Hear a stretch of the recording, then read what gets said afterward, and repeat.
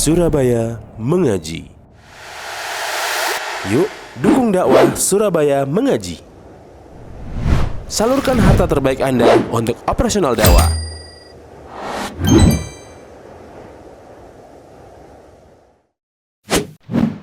SM Store, amanah dalam muamalah. Assalamualaikum warahmatullahi wabarakatuh.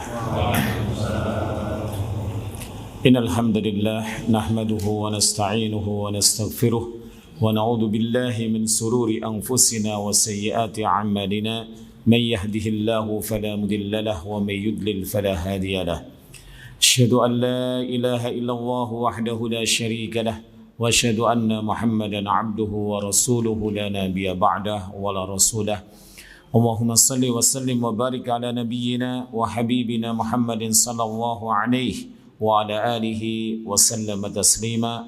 Yaqulu Allah jalla rabbuna wa ala ya ayyuhalladzina amanu taqullaha haqqa tuqatih wa la tamutunna illa wa antum muslimun.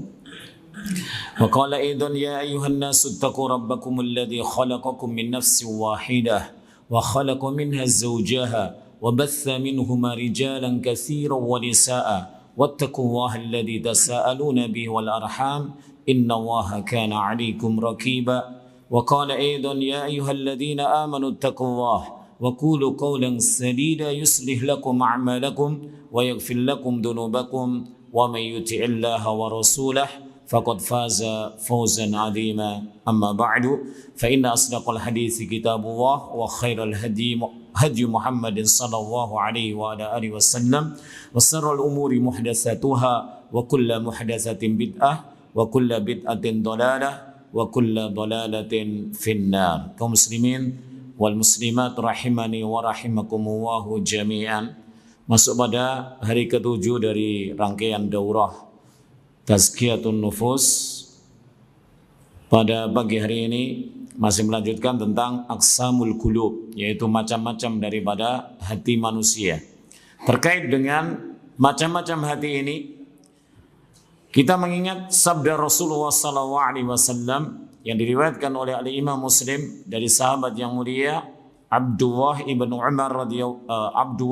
Amr radhiyallahu taala anhu qala Rasulullah sallallahu alaihi wasallam inna quluba bani adama kullaha baina isbi'aini min asabi'ir rahmani. Kata Rasulullah sallallahu alaihi wasallam dalam hadis yang sahih, ya, termuat dalam Sahih Muslim, bahwasanya semua hatinya anak Adam, semuanya itu berada di antara dua jari dari jari-jarinya Allah Rabbul Alamin. Hadis yang mulia ini menunjukkan bahwasanya betapa kita itu butuh untuk meminta sabat, meminta keteguhan, berada di atas keimanan, berada di atas sunnah Rasulullah sallallahu alaihi wasallam, berada di atas ketaatan kepada Allah Rabbul Alamin. Kenapa? Karena Allah yusarrifuha, membolak-balikkan hati tersebut haitsu yasa, sesuai dengan yang dikehendaki oleh Allah Subhanahu wa taala. Kalau demikian, maka tidak ada pilihan bagi kita kecuali memohon kepada Allah Rabbul Alamin, sebagaimana Rasulullah SAW sering mengucapkan doa ini. Apa? Allahumma musarrifal qulub, sarrif qulubana ala ta'atik. Ya, wahai Allah, zat yang membolak-balikkan hati, maka tetapkanlah atau balikkanlah hati kami di atas ketaatan kepada Engkau. Dalam riwayat yang lain juga dijelaskan Rasulullah sering mengucapkan ya muqallibal qulub tsabbit qalbi ala dinik. Dalam riwayat Tirmidzi, Rasulullah SAW memberikan contoh kepada kita sebagai umatnya agar senantiasa memohon sabat, keteguhan hati dalam keimanan, dalam Islam, dalam ketaatan, dan dalam segala perkara-perkara yang baik kepada Allah Subhanahu wa ta'ala.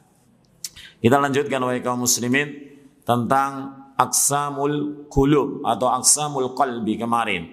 Kemarin sudah yang pertama yaitu apa? Qalbun salim atau qalbun sahih. Yang kedua, al-qalbul mayyit, yaitu hati yang mati. Kemarin hati yang mati punya siapa? Orang-orang kafir. Khatamallahu ala qulubihim. Allah telah menutup, mengunci rapat hatinya orang kafir tersebut. Dikasih peringatan maupun tidak sama aja.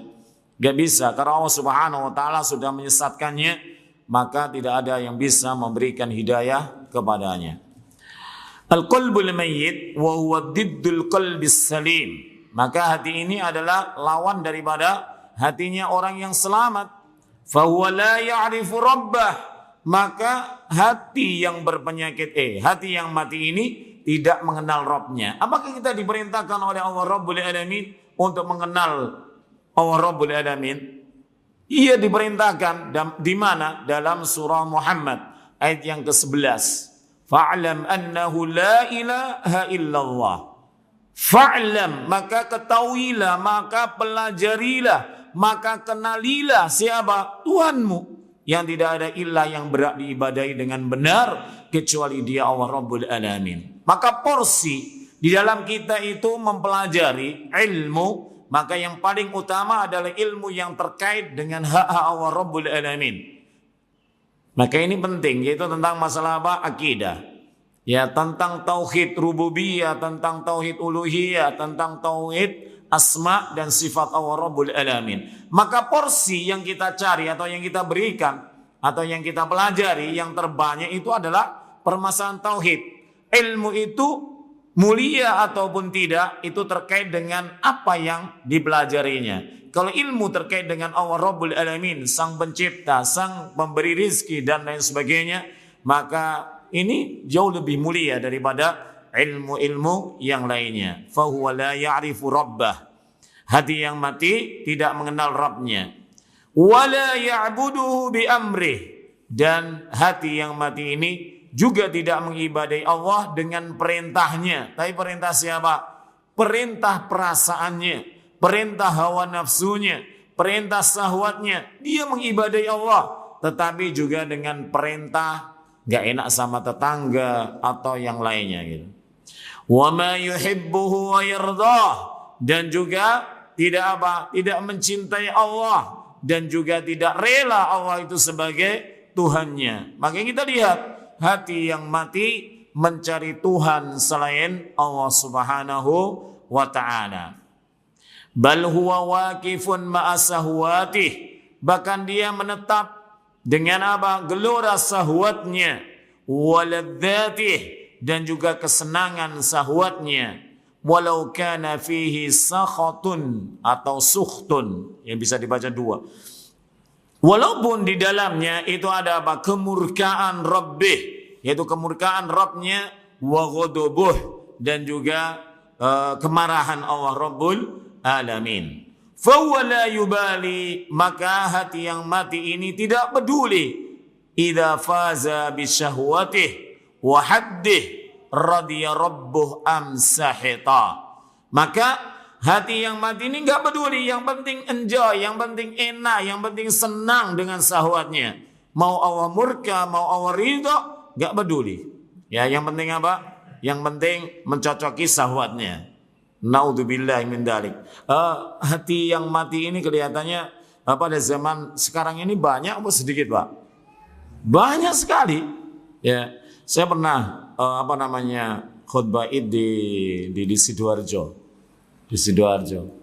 Aneh gitu. Ada di depannya masjid itu ada jalan raya. Jalan rayanya itu ke arah satu, pokoknya berlawanan arah gitu. Nah, sholatnya di situ. Duh, sholatnya kok di jalan raya, saya bilang gitu. Iya, karena Bapak Kepala Desanya tidak mengizinkan. Kita panitia sudah meminta izin untuk sholat di tanah lapang, di lapangan. Maka Kepala Desa itu berkata demikian, andaikan yang minta izin itu bukan kalian para yang berjenggot itu, katanya gitu. Andaikan saja yang izin itu adalah mereka mau mengadakan konser dangdut, maka langsung saya izinkan, saya nggak berpikir panjang, katanya gitu. Berarti ini adalah apa? Mengikuti apa? Cintanya hanya pada hawa nafsunya gitu. Kalau dalam kemaksiatan langsung diizinkan tanpa pikir panjang. Tapi hanya untuk sholat id ya diberikan izin. Apa namanya kerusakan yang ditimbulkan daripada sholat id? Kan nggak ada kan itu. Tapi naudzubillahi min dzalik. Ya beberapa tahun yang lalu. Sampai mana tadi?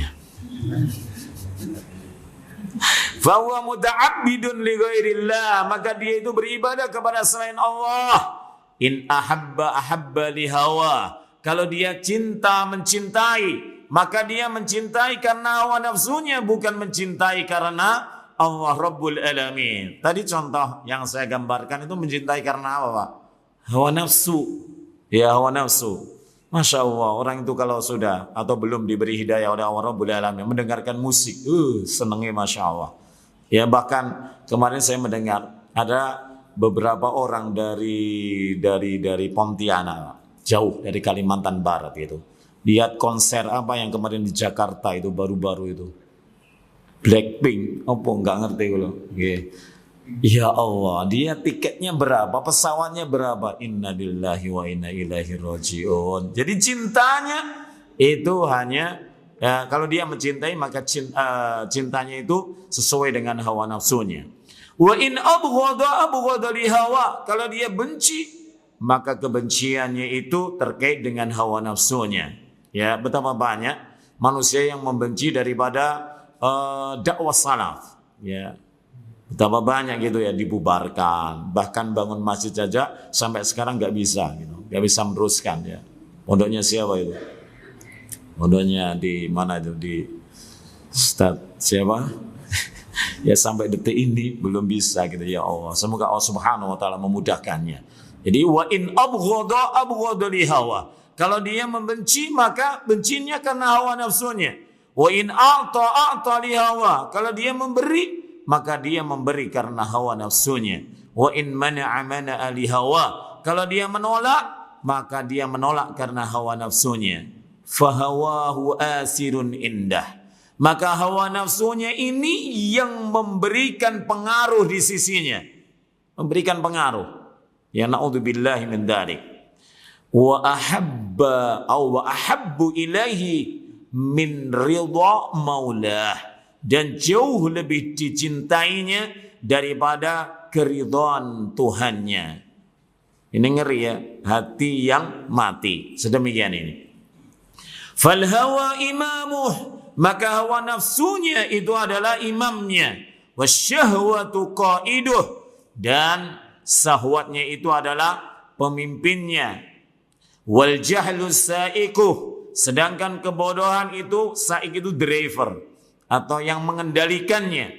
Wal ghaflatu markabuh, sedangkan kelalaian itu adalah kendaraannya. Fahuwa bil fikri fi tahsili aqradihi dunyawiyah magmurun, maka dia senantiasa berpikir bagaimana caranya untuk meraih kesenangan-kesenangan dunia.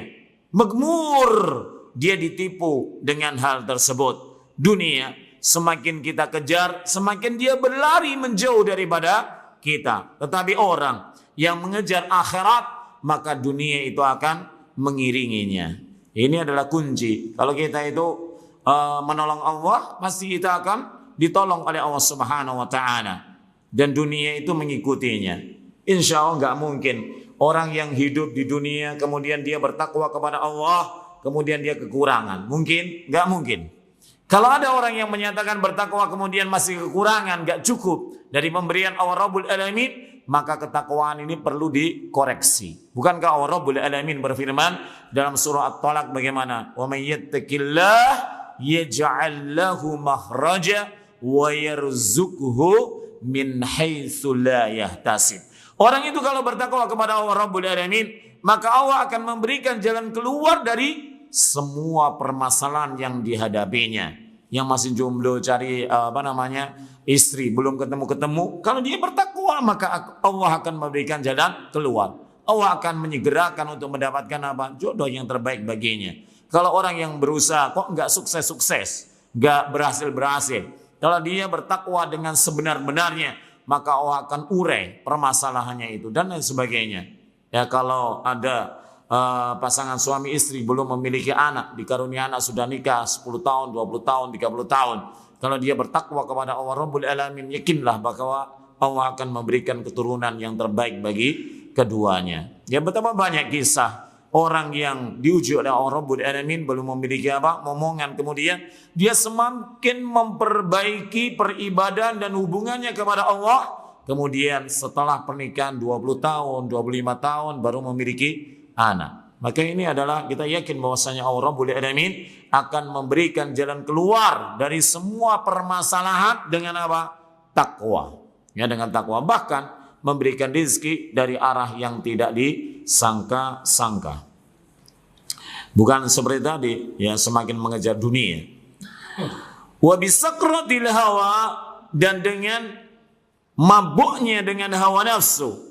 Wa hubbul ajilah, dan cintanya kepada dunia, mahmur, dia itu ditutup oleh Allah Rabbul Alamin. Kenapa? Karena dia mabuk dengan hawa nafsu dan cinta terhadap dunia, sehingga ditutupi seolah-olah itu yang terindah. Padahal Allah Rabbul Alamin berfirman bagaimana? Wal akhiratu khairul laka minal ula, dan akhirat itu jauh lebih baik, jauh lebih utama daripada dunia ini. Gak ada apa-apanya. Ya, gak ada apa-apanya kalau dibandingkan dengan kenikmatan di akhirat nantinya.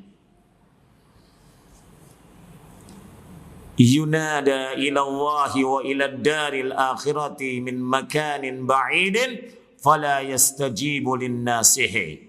Dia itu diseru oleh seorang dai. Untuk apa? Untuk kembali kepada Allah, untuk kembali kepada kampung akhirat dari tempat yang jauh, tetapi dia tidak mau menyambut seruan tersebut. Ya. Bahkan kalau dinasihati ngomongnya biasanya gimana? Itu urusan gue, kan itu. Itu urusan saya. Kamu gak usah ikut campur. Mau saya disiksa nanti di akhirat atau tidak, itu terserah saya. Sombongnya Masya Allah gitu ya. Itu hatinya berarti mati gitu ya. Wa yattabi'u kulla syaitanin marid, dan dia senantiasa mengikuti ya semua daripada perintah atau keinginan syaitan yang sangat jahat. Syaitan itu teman kita ataukah musuh kita? Musuh, tetapi banyak orang yang menjadikan setan menjadi temannya, iya enggak? Iya, setan menjadi temannya. Ad-dunya tushituhu wa turdih. Dunia inilah yang membuat dia itu murka dan yang membuat dia ridho gitu. Dunia.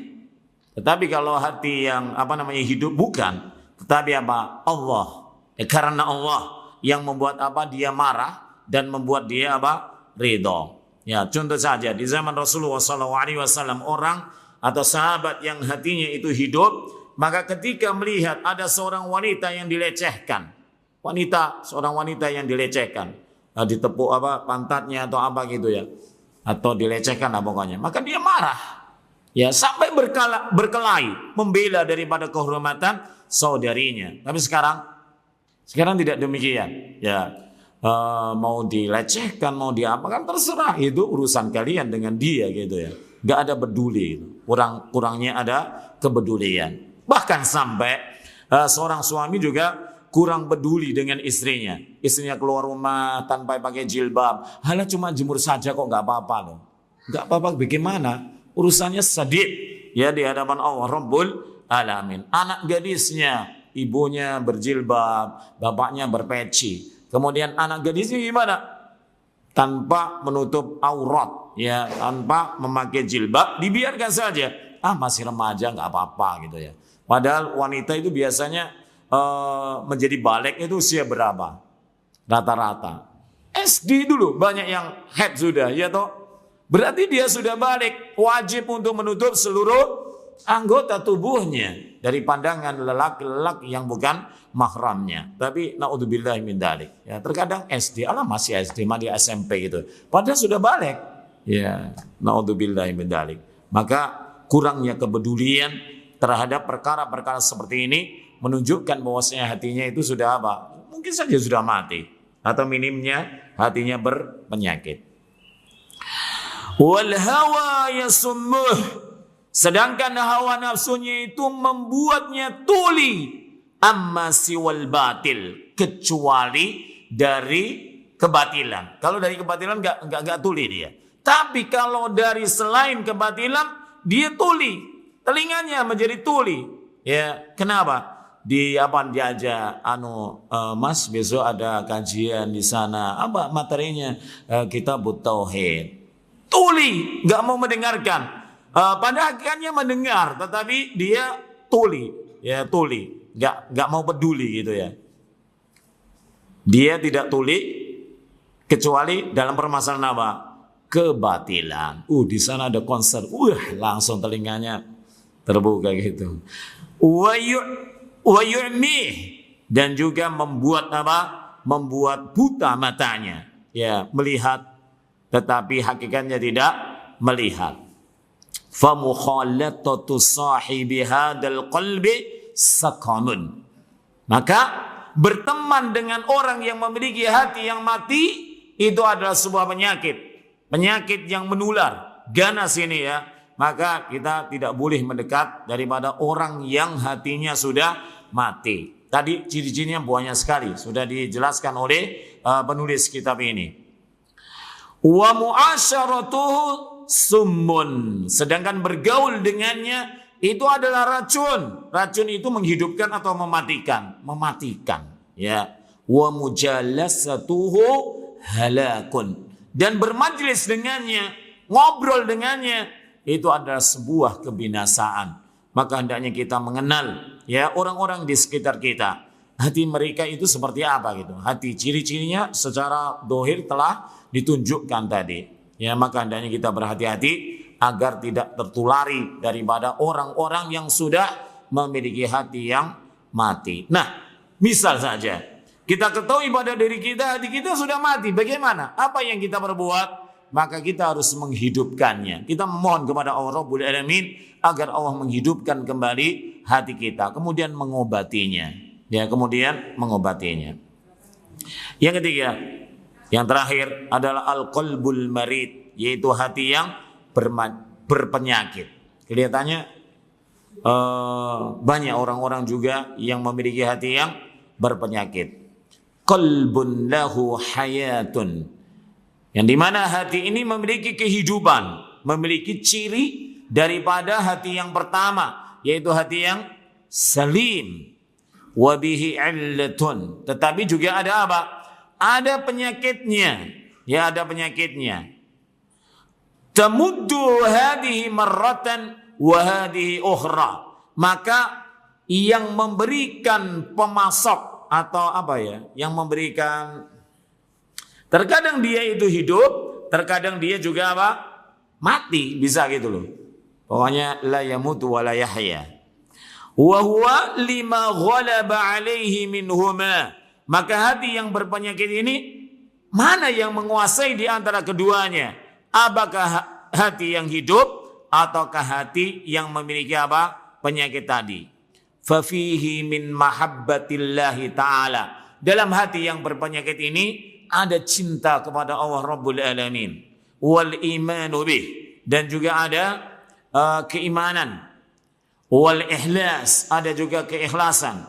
Lahu baginya, wat tawakkuli alaih, dan juga ketawakalan kepada Allah Rabbul Alamin. Apa itu tawakal, Pak? Tawakal niku napa? Berserah diri. Berserah diri. Kalau berserah diri tok itu kelihatannya kurang. Kadang ada tawakal, ada iktikal gitu ya. Tawakal, podo-podo berserah. Ya tapi beda jauh.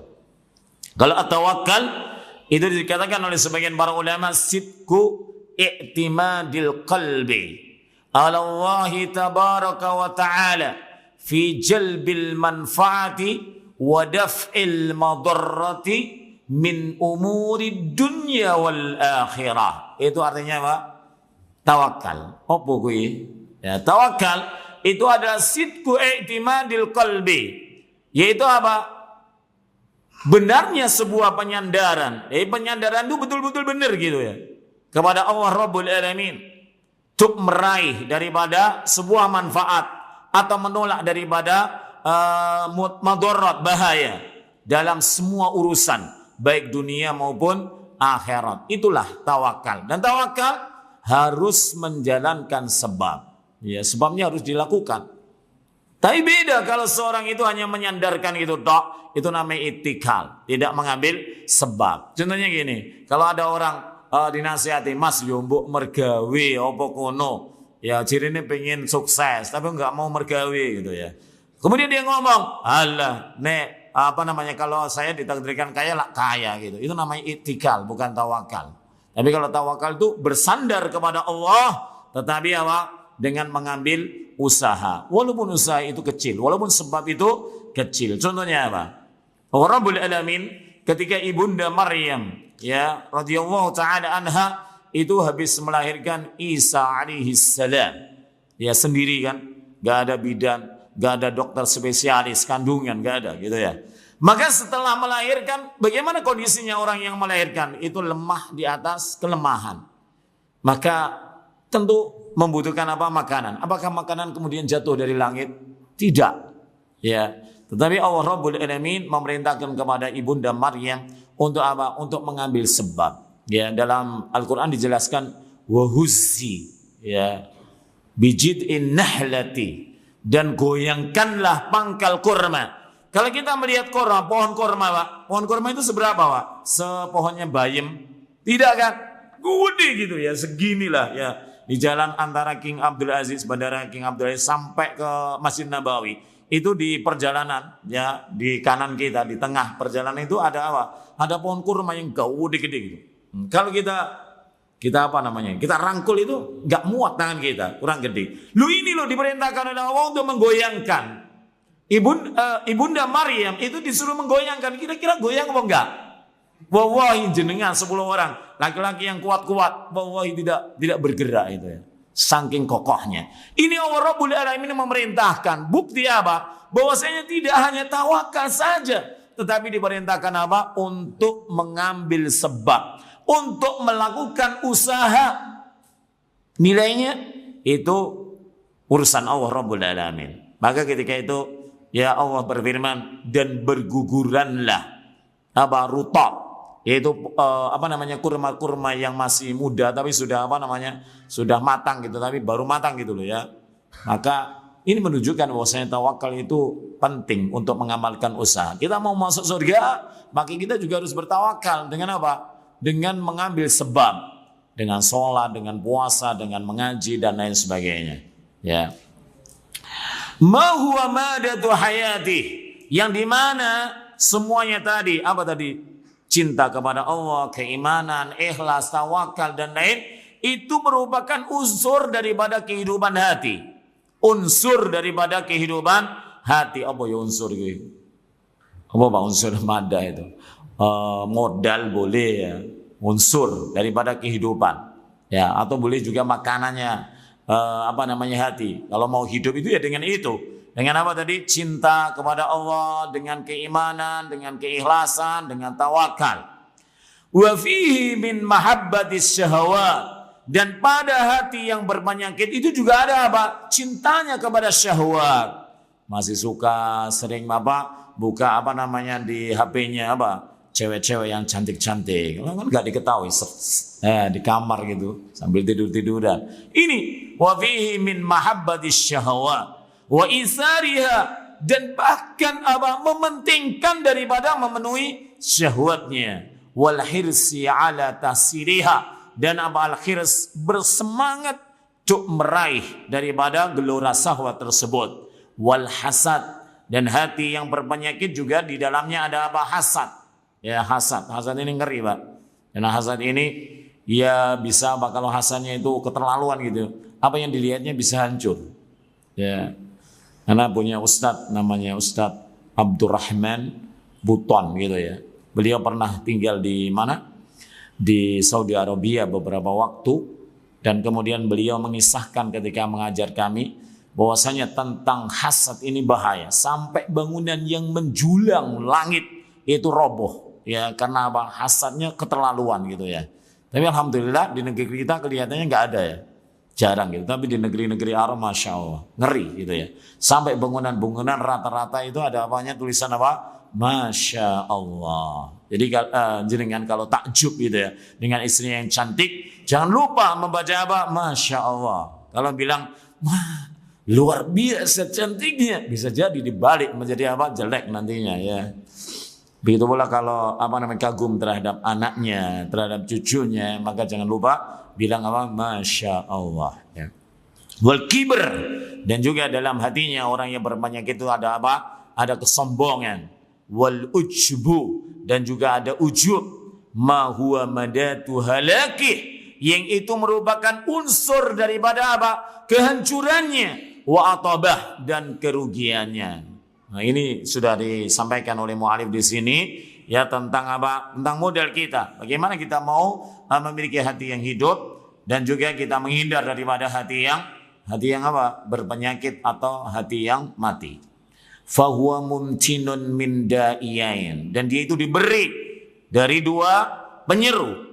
Da'in yad'uhu ila Allahi wa rasulih, yaitu penyeru yang menyerunya kepada Allah dan Rasulnya. Wadaril akhirah, dan juga penyeru yang menyerunya kepada kampung akhirat.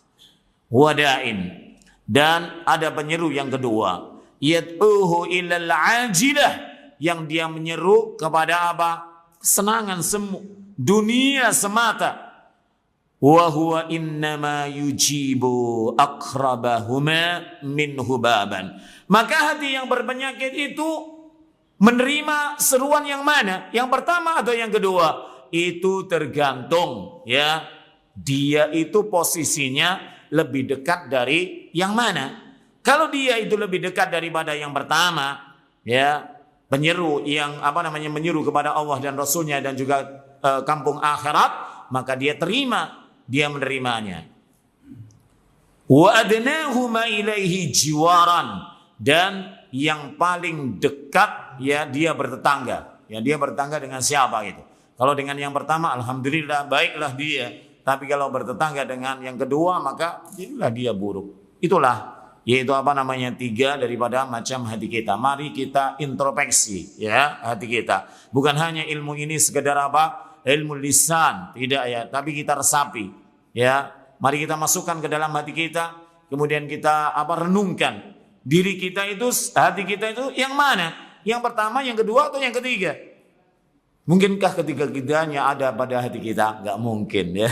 Hanya salah satu di antaranya gitu ya. Mungkin hati yang selamat, mungkin hati yang sudah mati, atau mungkin hati yang sudah berpenyakit. Kalau hati yang selamat, alhamdulillah kita bersyukur kepada Allah Subhanahu wa taala, dan kita harus istiqomah bagaimana hati kita senantiasa selamat dan juga sehat. Kalau hati kita sudah mati, mari kita hidupkan kembali dan memohon kepada Allah Rabbul Alamin agar menggantinya dengan hati yang baru, yang lebih hidup, yang lebih sehat dan lebih selamat daripada hati yang pada saat ini ada pada kita. Kalau hati yang ketiga bagaimana? Kita mengobatinya. Ya, tanyakan obat ini bukan di apotek, tapi di mana? Di kajian-kajian para asatidah, para ulama. Ya, kita tanyakan obatnya hati ini bagaimana gitu ya. Terakhir kesimpulannya, fal qalbul awal, maka hati yang pertama adalah hayyun, hidup. Mukhbitun, dia itu tawadduan, tunduk kepada Allah Rabbul Alamin. Layyin, lembut. Ya, bukan lembut ucapannya, tapi lembut apa? Lembut hatinya. Maksudnya gimana lembut hatinya itu? Dia itu kalau disebut nama Allah Rabbul Alamin gitu ya, bisa jadi nangis gitu ya. Nangis, sedih, mengingat apakah dirinya nanti bisa berjumpa dengan Allah Rabbul Alamin di surga atau tidak gitu ya. Wa'in, dia terus waspada. Ya, jangan sampai hatinya berubah menjadi hati yang kedua maupun hati yang ketiga, yaitu hati yang mati atau hati yang berpenyakit. Wasani, sedangkan hati yang kedua apa tadi? Hati yang mati. Ya, wasani yabis, hati itu kering kerontang gitu ya. Mayyitun, mati. Ya. Wasalis, dan hati yang ketiga marid, yaitu hati yang berpenyakit. Fa imma ila salamati adna Terkadang hati yang berpenyakit itu dekat dengan keselamatan, wa imma ilal adabi adna, dan terkadang dia itu teramat dekat menjadi apa? Binasa, menjadi apa? Rugi, ya, hancur gitu ya. Maka mari kita sekali lagi introspeksi kepada diri kita masing-masing. Kalau hati kita sudah hidup atau dalam keadaan selamat, maka alhamdulillah kita bersyukur kepada Allah Subhanahu wa taala dan kita tingkatkan kualitas keselamatan tersebut. Apabila mati, mari kita hidupkan, dan apabila berpenyakit, mari kita obati. Ya, bukan berarti ini akhir gitu, masih panjang ya. Karena ada terusnya gitu, banyak ya. Sekarang dilanjutkan adalah alamatu maradil qalbi wa sihhatihi. Tanda-tanda penyakitnya hati. Ya, hati yang berpenyakit dan sehatnya sebuah hati. Ini panjang sekali dijelaskan ya. Nggak tahu kok panjang sekali ya tentang tanda hati yang sehat. Ya, itu panjang sekali di sini. Jelaskan. Alamatu maradil qalbi, tanda-tanda daripada sakitnya hati. Qad yamradu qalbul abdi. Terkadang hati seorang hamba itu sudah berpenyakit. Wa yastaddul maradu, dan penyakitnya itu semakin kronis. Wala ya'rifu bihi sahibuh. Akan tetapi pemilik hati ini enggak mengenalnya. Loh, ini loh, bahaya kan? Enggak kenal dia dengan hatinya. Kenapa? Karena hati itu tersembunyi gitu. Sehingga kadang orang yang memiliki saja enggak tahu, apalagi orang lain kan gitu. Jadi terkadang hati itu sudah apa? Berpenyakit, bahkan penyakitnya itu udhul, kronis gitu ya, kritis. Sudah apa? Mendekati kematian gitu ya. Tapi pemiliknya enggak mengetahuinya. Banyak ini. Bal qad yamut wa sahibuhu la ya'rifu bi mautih. Bahkan hatinya sudah menjadi bangkai, sudah mati. Tetapi apa? Dia tidak juga mengenalinya. Ya, tidak mengetahui kalau hatinya sudah mati. Ini merupakan apa? Bahayanya. Ya, mari kita mengenal hati kita. Kita senantiasa melihat, ya, mengoreksi, kemudian juga apa ya? Dibawa kepada dokter ya untuk diperiksa gitu ya. Wa alamatu maradihi au mautihi, dan tanda daripada penyakit hati maupun kematian hati. Anna sahiba, ini perhatikan ya, kita perhatikan semuanya tentang tanda daripada hati yang berpenyakit atau sudah mati. Anna sahibahu, bahwasanya pemilik hati ini, pemilik hati yang berpenyakit maupun sudah mati, la ta'lamuhu jarahatul ma'asi, maka dia tidak tersakiti. Ya, pemiliknya tidak tersakiti dengan apa? Dengan luka-luka kemaksiatan. Maksudnya dengan kemaksiatan yang dia lakukan itu tidak membuatnya tersakiti. Maka hati ini mungkin sakit, mungkin sudah mati. Misalnya gini, orang melakukan maksiat tapi enjoy, ya enjoy, ataupun nggak peduli gitu, nggak merasa menyesal, nggak merasa sedih dan lain sebagainya. Kira-kira kita itu kalau melakukan maksiat, hati kita itu gimana? Kalau hati kita duduk tawakut gitu kepada Allah, gimana gitu ya, pokoknya kuacu pikirannya, maka insya Allah hati kita masih hidup. Tapi kalau kita melakukan maksiat, kemudian tenang, woi, ya Allah, berarti hati kita sudah berpenyakit atau hati kita sudah mati. Bahkan sekarang banyak orang bermaksiat dan menontonkan di media sosial, ya toh? Berzina, tapi dia kemudian umbar ya di statusnya, di Facebooknya, di Twitternya. Naudzubillahi min dzalik. Ada enggak orang yang kemudian berselingkuh, ya, pacaran padahal dia sudah punya istri, atau ada yang sudah punya suami gitu ya, tapi dia pacaran berselingkuh gitu. Ya, kemudian dia apa? Disebar di medsos. Karena dia dendam sama istrinya atau dendam sama suaminya, karena suaminya selingkuh, kemudian dibalas dengan selingkuh. Bolehkah seperti ini? Ya enggak boleh. Keburukan itu tidak boleh dibalas dengan keburukan. Ya toh? Tapi kalau kebaikan, ya harus dibalas dengan kebaikan, tidak boleh dengan keburukan. Kata Allah dalam surah Ar-Rahman gimana? Hal jazaul ihsan illal ihsan. Gak ada balasan kebaikan kecuali kebaikan. Tetapi kalau keburukan diperintahkan untuk membalas dengan apa? Dengan kebaikan. Ya, jenengan masih ingat kemarin saya bacakan sebuah hadis yang sahih ya dari Rasulullah SAW tentang tetangga. Man kana yu'minu billahi wal yaumil akhir falyukrim jarah, kan gitu. Barang siapa yang beriman kepada Allah dan hari akhir, maka hendaknya dia memuliakan tetangganya, berbuat baik dengan tetangganya. Nah, bagaimanakah yang dikatakan berbuat baik dengan tetangga? Tetangga ngasih kita apa kemudian kita balas, apakah itu yang dikatakan baik? Ternyata tidak, bukan itu gitu. Tapi yang dimaksud itu bagaimana? Ketika tetangga itu berbuat buruk kepada kita, kemudian kita memaafkannya dan membalasnya dengan kebaikan. Inilah yang dikatakan apa? Berbuat baik dengan tetangga. Nah, rumit kan ini. Jadi orang yang memiliki atau tanda daripada hati yang berpenyakit atau yang dia sudah mati, yang pertama tadi apa?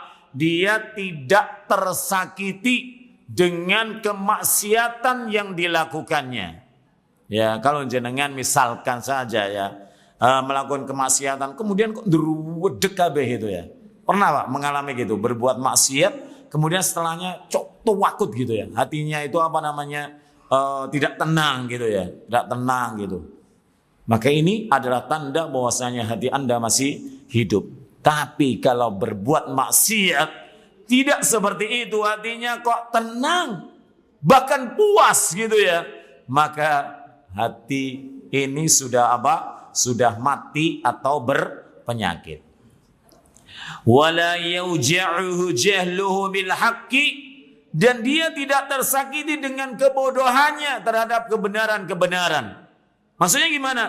Dia itu nggak mengenal tentang ilmu syar'i, tetapi tidak merasa sakit dirinya. Dia puas dengan kebodohannya. Maka naudzubillahi min dzalik. Berarti dia sudah apa? Hatinya berpenyakit atau hatinya mungkin sudah mati gitu ya. Misalkan ya teman-temannya itu membawa kita mengkaji gitu ya. Ini kan perkara yang hak gitu ya. Dan dia cuek gitu, nggak mau ikut, padahal dia nggak mengetahuinya. Ya, maka kalau dia tidak tersakiti seperti ini, maka mungkin dia itu sudah apa? Hatinya sakit atau hatinya telah mati. Wa aqaiduhu al-batilah, dan juga tidak tersakiti dengan akidah keyakinan yang batil. Contoh keyakinan yang batil tentang Allah bagaimana, Pak? Allah itu berada di mana-mana. Ini akidah batil. Ya, akidah batil. Kalau Allah itu ada di mana-mana, berbilang apa enggak? Berbilang. Ya toh? Kalau Allah itu berada di mana-mana, ini banyak keyakinan daripada masyarakat di Indonesia. Ya, memiliki keyakinan bahwasanya Allah itu ada di mana-mana. Allah ada di pojok, Allah ada di kelas, Allah ada di kamar, Allah ada di rumah, Allah ada di lantai 2, Allah ada di lantai bawah. Ini adalah keyakinan yang batil. Ya. Dan Allah itu ada di mana, Pak? Ars, ya. Ars, istiwa walal ars. Ar-Rahmanu 'alal arsy istawa, gitu ya. Ar-Rahman, Allah itu yang Maha Pengasih, itu istiwa, ya, berada di atas ketinggian, di atas arsnya. Itu akidah yang lurus. Jadi orang itu kalau memiliki akidah yang batil, kemudian dia tidak merasa tersakiti, ya, maka itu tanda bahwasanya dia sudah hatinya sudah sakit atau mati. Fa innal qalba, maka sungguhnya hati, idza kana hayyan, apabila hati itu hidup, ta'lamu biwurudil qabaihi alaih, maka dia itu tersakiti dengan datangnya keburukan-keburukan padanya. Di antaranya apa keburukan? Kemaksiatan, akidah yang buruk dan sebagainya, ya. Tapi kalau dia itu tidak tersakiti dengan datangnya keburukan-keburukan padanya, maka hatinya sudah berpenyakit atau hatinya sudah mati. Wa ta'lamu bi jahlihi bil haqqi, dia juga Bapak, dia juga tersakiti dengan kebodohan dalam permasalahan-permasalahan yang benar. Kalau bodoh, tidak mengetahui dalam permasalahan yang jelek itu nggak mengapa gitu. Ya misalkan nggak ngerti cara dansa gitu ya, maka ini nggak mengapa gitu. Tapi nggak ngerti cara sholat yang benar misalkan, maka ini kalau dia tidak merasa tersakiti, maka itu merupakan tanda hatinya sudah berpenyakit atau mati. Biasa bihayati, sesuai dengan kondisi kehidupan hatinya. Wa qad yas'uru bil marad, terkadang dia merasakan sakitnya. Wa yastaddu alaihi mararatud dawa, ya, dan bertambah sakit kalau dia itu meminum mararah, ya mudahnya adalah murun, pahitnya obat. Ya, orang itu kalau sakit kemudian ditambah minum obat yang pahit, kan bertambah toh. Begitu pula dengan dengan hati yang sakit ini. Ya, karena obat itu pahit, nggak ada obat yang manis ya, kecuali madu. Fahuwa yu'assiru baqa'ul alami ala masaqqatid dawa, maka dia akan mengedepankan ya untuk apa? Atau akan memberikan pengaruh penyakit yang menetap padanya dengan sulitnya mengobati penyakit dengan menjaga agar tidak sakit. Itu berat mana, Pak? Berat mengobati ya. Mengobati itu jauh lebih berat gitu. Seperti juga penyakit hati ini. Jadi kalau bisa hati kita itu jangan sampai sakit, jangan sampai mati gitu ya. Karena mengobatinya itu jauh lebih berat daripada menjaganya. Wa min alamati amradil qulubi, dan di antara tanda-tanda penyakit hati, uduluha 'anil aghdiyatin nafi'ah, dia itu berpaling, menolak daripada aghdiyah. Aghdiyah itu makanan-makanan an-nafi'ah yang bermanfaat, ilal dharati. Jadi dia itu menolak makanan yang bermanfaat untuk menghidupkan hatinya, kemudian dia mengambil makanan yang membahayakannya. Ini kalau kita lihat, Pak, itu waqi itu realita. Kita lihat pada anak-anak kita. Kalau anak kita itu kita larang itu, Mas jangan jajan ini, Mbak jangan jajan ini bahaya, gini. Kira-kira dia kemudian gak beli, menjauh, atau justru diam-diam beli dan dimakan? Nah, itu persis sama kayak ini, makanan hati kita. Kita itu memiliki makanan agar hidup hati kita itu dengan makanan-makanan yang bermanfaat. Tetapi sering kita mengambil sebaliknya, menolaknya, berpaling kan gitu.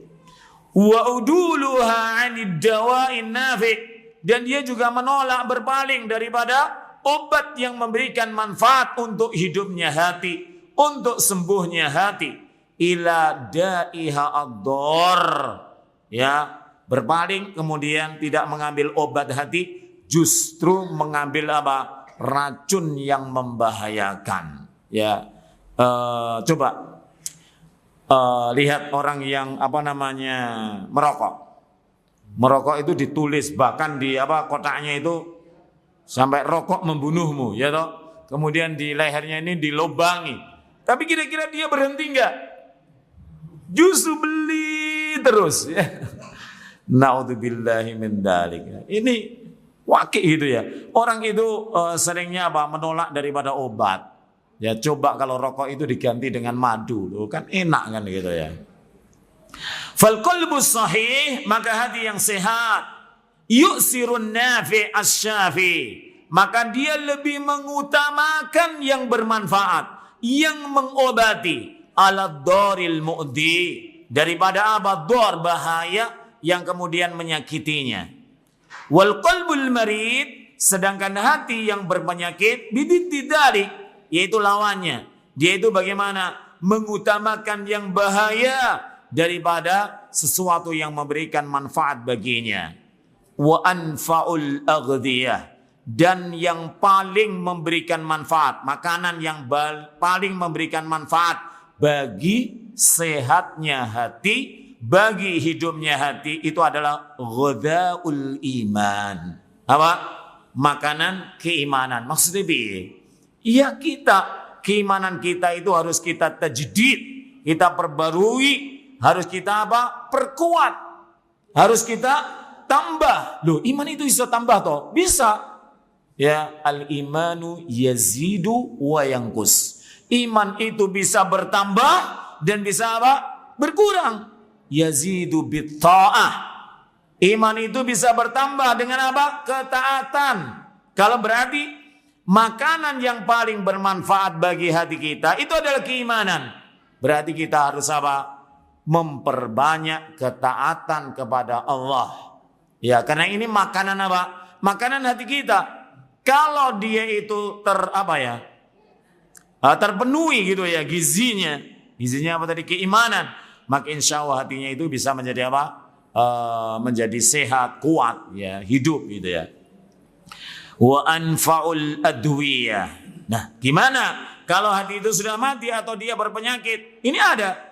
Dan sebaik-baiknya obat apa? Obat untuk hati adalah dawaul Quran, yaitu obat Al-Quran. Al-Quran itu menjadi obat. Wallahi Al-Quran itu menjadi obat. Ya, Allah berfirman dalam surah Al-Isra ayat yang ke-82, wa nunazzilu minal Qur'an ma huwa syifaa'un wa rahmatun lil mu'minin. Ya, Allah telah menurunkan atau kami turunkan minal Qur'an, dari Al-Quran. Dari di sini bukan litab'id, bukan bagian. Dikatakan oleh Ibnul Qayyim rahimahullah ta'ala dalam kitab Ad-Da'wa Dawa, min itu bukan litab'id, tapi min di situ ada lil jinsi. Maksudnya gimana? Al-Quran dari surah Al-Fatihah sampai pada An-Nas, semuanya itu bisa menjadi obat. Maka silahkan, ya, kalau kita sakit gitu ya, atau hati kita juga sakit, atau jisim kita, badan kita juga sakit, atau ruh kita sakit, maka obatilah dengan Al-Quran. Ya, ada kisah. Waktunya tinggal 4 menit. Gak apa-apa. Kisah. Sebagai penutup gitu ya. Kisah. Ibnul Qayyim rahimahullah ta'ala mengisahkan tentang kehebatan daripada ayat-ayat Al-Quran dibikin obat. Ya. Satu ketika Ibnul Qayyim ini berada di kota Makkah. Jadi tinggal menetap beberapa saat di kota Makkah. Maka ketika itu beliau terserang sebuah penyakit. Ya, maka dia mencari tabib, nggak ada, mencari dokter nggak ada, mencari obat-obatan nggak ada. Ya, akhirnya beliau rahimahullah ini kemudian berobat dengan Al-Quran, dengan surah Al-Fatihah. Jadi yang pertama Alhamdulillah, atau ada yang menyatakan Bismillah itu masuk ke dalam surah Al-Fatihah, maka dia membaca Bismillah sampai akhir. Waladdallin, ya. Kemudian beliau menyatakan bahwasanya seketika itu ada perubahan, bahkan langsung sembuh total, gitu ya. Maka beliau menyatakan setiap ada orang yang mengeluh, mengadukan tentang penyakit baik badan, ruh maupun hati, maka beliau menyarankan agar apa? Berobat dengan Al-Quran. Maka dikatakan oleh Ibnul Qayyim rahimahullah ta'ala, ternyata mereka yang berobat dengan Al-Quran yang saya kasih tahu itu banyak yang tersembuhkan dari penyakitnya bi'idnillahi tabaraka wa ta'ala. Maka ini hebat ya, Al-Quran menjadi sebaik-baik apa? Obat. Maka sebelum kita berobat dengan obatan-obatan kimia mungkin ataupun herbal, maka lebih baik ya kita berobat dengan Al-Quran terlebih dahulu. Nah, kaum muslimin yang dirahmati oleh Allah Subhanahu wa taala, sampai di sini pada hari yang ke-7 di rangkaian daurah ini, semoga Allah Subhanahu wa taala memberikan keberkahan terhadap apa yang kita kaji, memberikan keberkahan kepada apa yang dititipkan oleh Allah Subhanahu wa taala kepada kita, istri kita, anak-anak kita, harta benda kita, ya, dan semoga Allah Subhanahu wa taala mengumpulkan kita semuanya ke dalam surganya yang penuh dengan kenikmatan. Wassallallahu ala nabiyyina Muhammadin wa ala alihi wa ashabihi ajma'in. Wa akhiru da'wana anil hamdulillahi rabbil alamin. Assalamualaikum warahmatullahi wabarakatuh.